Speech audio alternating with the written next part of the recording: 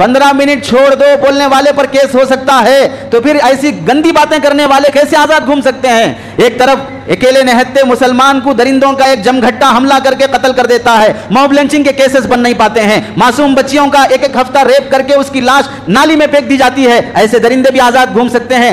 ऐसी हैवानियत पनप रही हो और उसे पाला जा रहा हो, कोई पूछने वाला नहीं है।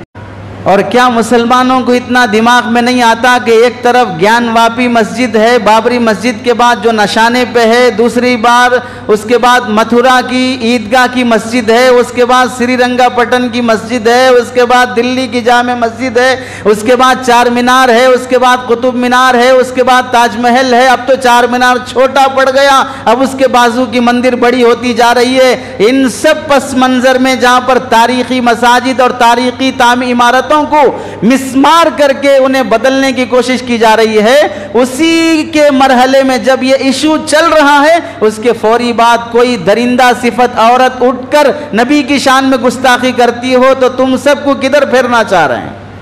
तुम्हारा जहन किधर ले जाना चाह रहे हैं?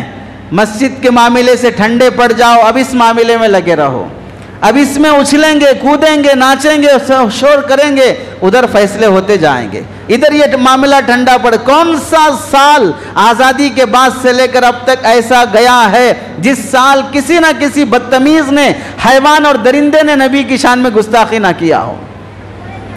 सांप का काम डंक मारना है, उसका काम जहर देना ही है। इतनी दरिंदगी आज दुश्मनों में भर गई है, जंगल के दरिंदे भी ऐसे इंसानों को देखकर शर्माते हैं। इतना जहर आज इंसानों में फैल गया है कि सांप और बिच्छू भी इतने जहरीले नहीं हैं, वो भी ताज्जुब करते हैं कि हम में इतना जहर नहीं, इंसानों में इतना जहर कैसे आ गया।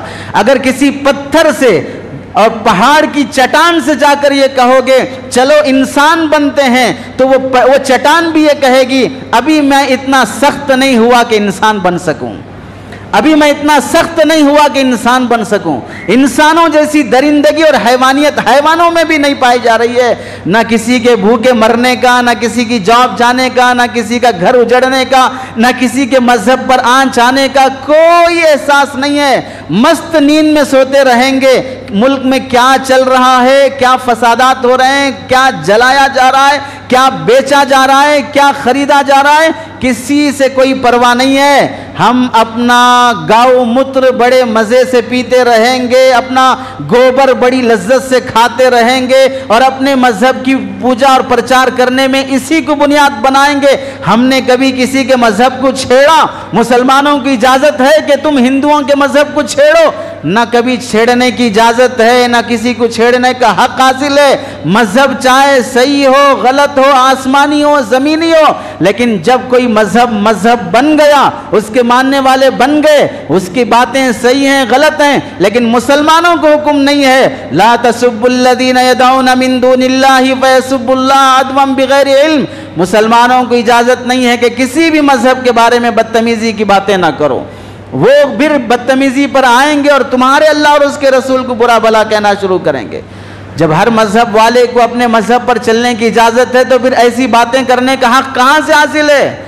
क्यों ऐसी जबानों पर लगाम नहीं उठता है? 15 मिनट छोड़ दो बोलने वाले पर केस हो सकता है, तो फिर ऐसी गंदी बातें करने वाले कैसे आजाद घूम सकते हैं? एक तरफ अकेले निहत्थे मुसलमान को दरिंदों का एक जमघट्टा हमला करके कत्ल कर देता है, मॉब लिंचिंग के केसेस बन नहीं पाते हैं, मासूम बच्चियों का एक एक हफ्ता रेप करके उसकी लाश नाली में फेंक दी जाती है, ऐसे दरिंदे भी आजाद घूम सकते हैं? ऐसी हैवानियत पनप रही हो और उसे पाला जा रहा हो, कोई पूछने वाला नहीं है। और फिर ऊपर से पाकीज़ा मजहब के पाकीज़ा पेशवा रहबर सरकारे दो आलम सल्लल्लाहु अलैहि वसल्लम, जिसके पसीने में भी अल्लाह ने खुशबू रखी है, फूलों में वो खुशबू नहीं है, इतर और स्प्रे में वो खुशबू नहीं है जो खुशबू अल्लाह ने नबी के पसीने में रखी हो।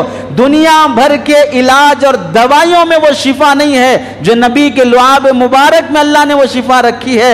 ऐसे नबी पर कीचड़ उछालने की जुर्रत ये गलीज और घटिया फितरत का इंसान और औरत ही कर सकती है। उसे चाहिए कि अपने बाप दादा के नस्ब को तलाश कर ले, कहीं ना कहीं जाकर वह हराम की औलाद ही निकलेगी। उसकी नस्ल हलाल की नहीं हो सकती जो नबी पर उंगली उठाना चाहता या चाहती हो।